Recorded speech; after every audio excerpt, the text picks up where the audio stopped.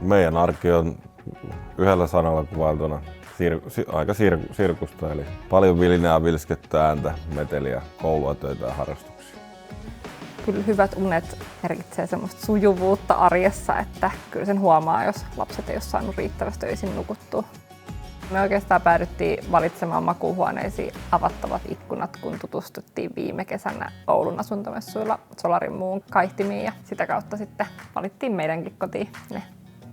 Se 100% pimentävä on oikeasti niin, että siellä ei ole sitä valovuotoa sieltä reunoiltakaan, mitä sitten monissa pimennyskaihtimissa yleensä on jonkun verran. Makkaria suunniteltiin semmoiseksi hotellimaiseksi huoneeksi meille. On paljon matkusteltu ja vietetty öitä hotelleissa ja se on aina tykätty siitä, että sen saa niinku ihan pimeäksi yötä vasten, niin tämä ratkaisu myös hyvin sitä ajatella.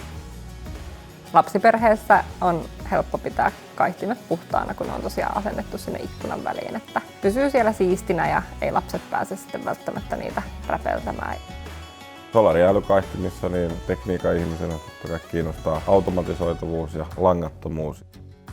Älykaihtimia pystytään säätämään ylhäältä ja alhaalta, niin mahdollistaa optimaalisen näkösuoja kuitenkin siten, että saadaan vielä auringonvaloa sisälle ja pystytään tosi hyvin blokkaamaan sitten myös semmoista auringon häikäisyä, eli pehmennettyä sitten huoneeseen tulevaa valoa.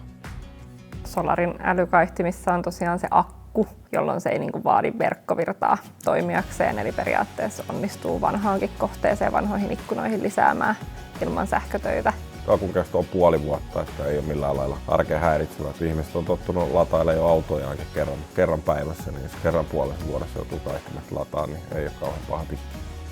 Ehdottomasti, jos on mietinnässä unen parantaminen, arjen laadun parantaminen, kannattaa kääntyä ammattilaisen puoleen, että ratkaisut varmasti löytyy. Ja me nukutaan aika paljon meidän elämästä ja eletään pääasiassa sitä arkea, niin niihin kannattaa molempia kyllä panostaa.